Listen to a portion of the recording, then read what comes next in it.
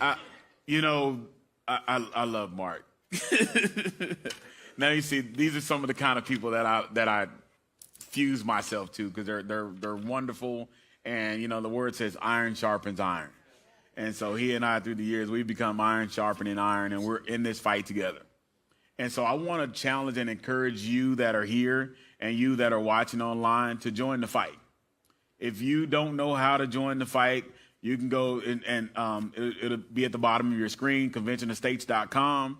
Sign the petition, sign up to volunteer, to get involved, get engaged.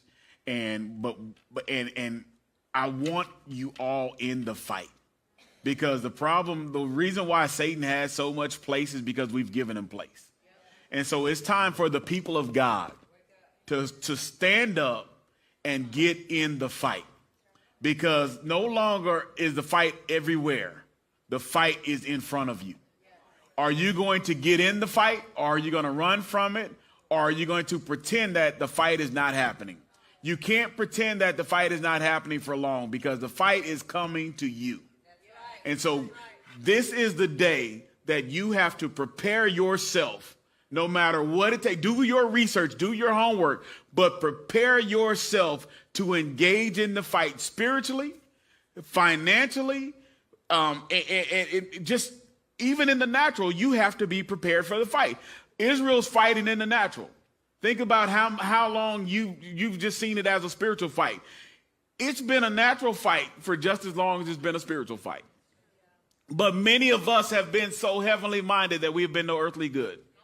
But it's time for us to put on the whole armor of God and get in this fight and push back against the gates of hell and tell hell no. Tell the devil, you can't have our children. You can't have our families. You can't have our nation. We will remain one nation under God, the God of Abraham, the God of Isaac, and the God of Jacob. That is where we will remain as long as there is breath in my body. I am going to fight for our nation. I am going to fight for my God, because the kingdom suffereth violence, but the violence take it by force. And I am going to take it by force if I have to. If you bring it to me, I'm ready for it. What are your questions for Mark? You got a question right next to you, Pastor Nancy. What's it going to take for a major presidential candidate to embrace and endorse and promote Article 5?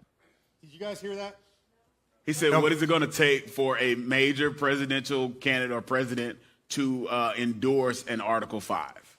So Governor DeSantis did several years ago. So he's on record. He was asked about it recently and said, so, I mean, he's a major presidential candidate.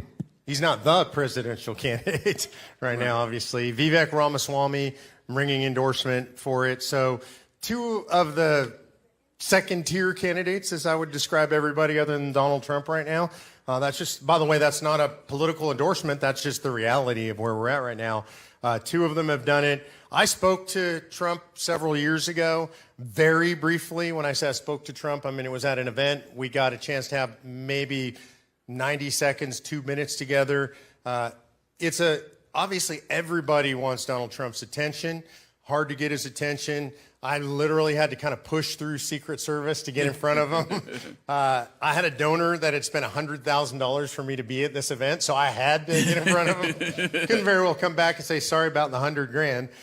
And so I said to him, you know, the way you get Donald Trump's attention is you got to say something he likes first. Right. And so he's very close friends with Sean Hannity, and Sean and I have known each other for a lot of years. And I said, President Trump, your good friend Sean Hannity told me to say hello to you. So that was my opening. He's like, oh, I love Sean. He's so great.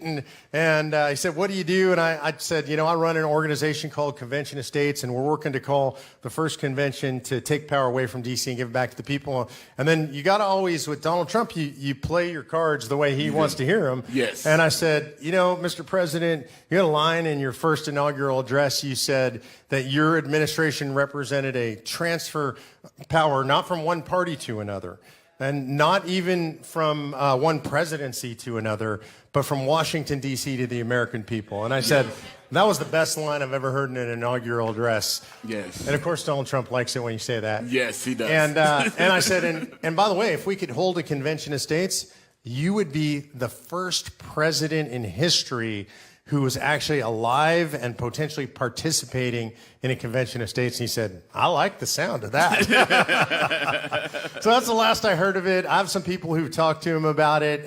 Whether he'll say something about it or not, I don't know. I mean, obviously, I would welcome any major political figure talking about it. Amen.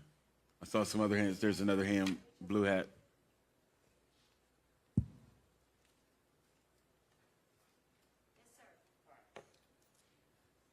Hi, my name is Breck Henderson. I'm a retired Navy officer, nuclear-powered submariner.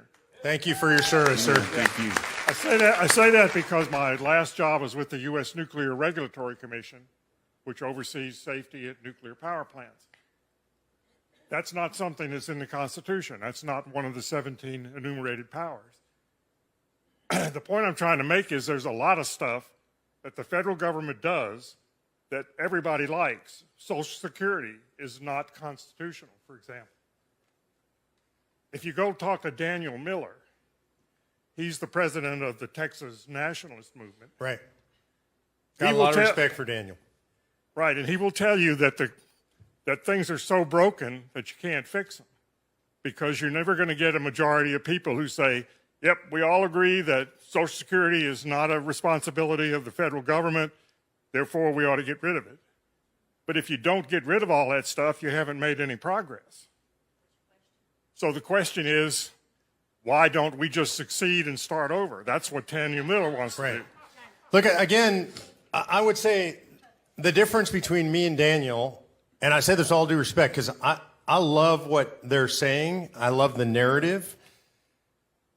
I'm gonna say something that's a little bit brash. I live in the real world. And if Texas, first of all, the United States is not going to let Texas secede. Right. What you're talking about is violence. Right. There's no peaceful secession of a state that's going to take place in the United States right now. So you're talking about violence between Texas and the United States government.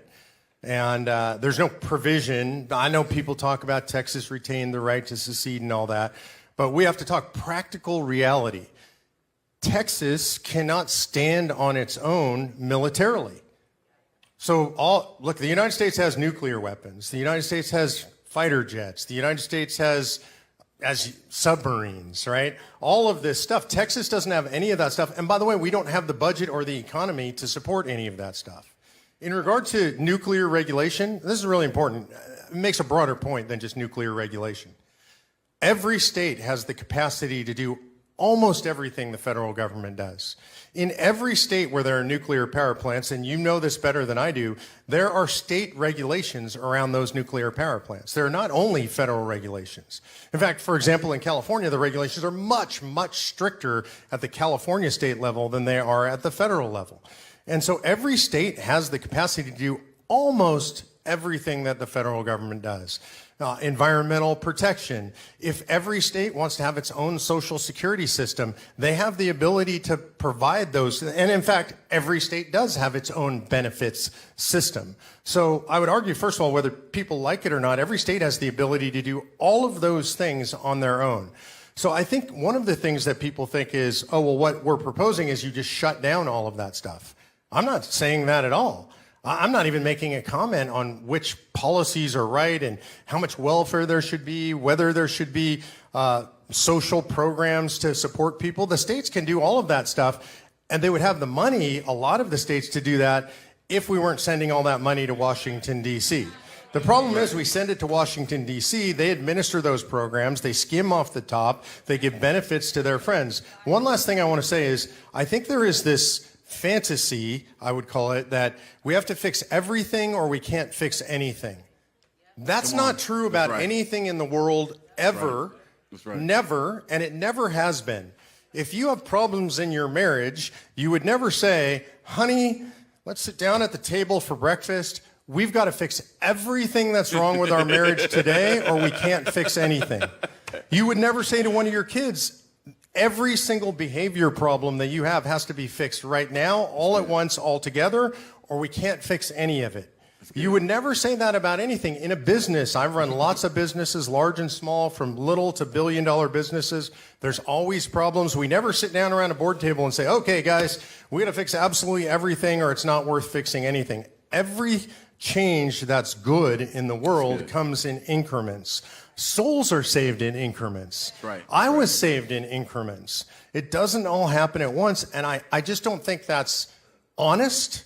And I had a mentor who said to me one time, one of the wisest things I've ever heard, he said, reality is an acquired taste.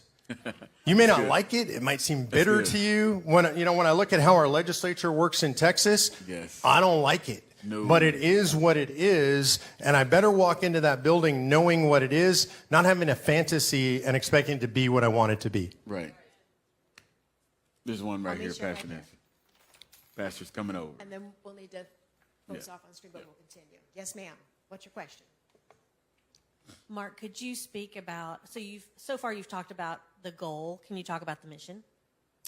Yeah, I think this is important. Thanks for asking that question. So we have a goal, which is to call a convention of states, propose amendments, get those amendments ratified, start to get the federal government under control. That's for us who are part of this organization, that's actually an interim goal. The mission of Convention of States is to build the largest self-governing grassroots army in American history. There's a thing that I saw when I came out of the Tea Party movement and started to build this organization, which is we're not a self-governing country anymore. No. We're not self-governing people anymore. There's so many people in this country say, well, it's up to my city to do that stuff. It's up to my state to do that stuff. It's up to my boss to do that stuff, right? It's up to my pastor. Pastor, this is up to you to fix all this stuff, right? It's up to my church to fix that stuff. Self-governance means that we take that on ourselves. Right. And we are an extraordinary nation in human history to have done this, to have decided that we want to be self-governing. And so our activists in Convention of States, they usually come in because they hear about COS. Yes. And COS, I don't know a better way to put it. It's sexy because we say what you can do is you can get your hands around the throat of the federal government. You can stuff it back in the constitutional box. That sounds good, right? If I say to you, what I want you to do is go to your city council meeting and pay attention to everything that happens. People are like, that doesn't sound very exciting, right? So we have this big, giant goal that we're working towards, but in the process, what happens is people come in and they get trained on how politics works, on how their state legislature works, on what it means to lobby. They learn how to run for office. They learn how to run campaigns. They learn how to have influence. They learn how to be self-governing citizens. So that's what we're doing. Importantly, I would tell you, we have built the largest self-governing citizen army in the history of the United States of America. Over 5.3 million people are involved. We have volunteers in every single state legislative district, every single congressional district in the United States of America. We participate in every election in every city, in every state. We're electing people to school boards. We picked off 2 of the Harris County school board seats this year, before they turned it, they took that over. Thank God they took that over. 2 wasn't enough. We elected the last delegate in the Virginia House of Delegates that turned that house into a Republican House.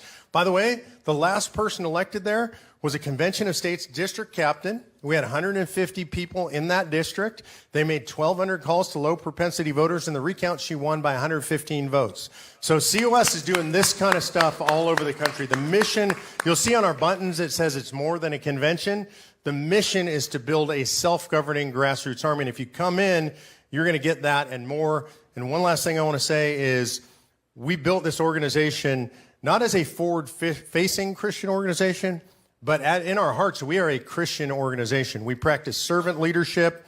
We got, I don't know how many people, hundreds and hundreds, maybe over 1,000 people in Bible studies all over the country now. We're training people in building a deeper relationship with Jesus Christ. We have 5 full-time pastoral staff ministering to people all over the country. We are a God-based Judeo-Christian organization. Amen, amen, amen.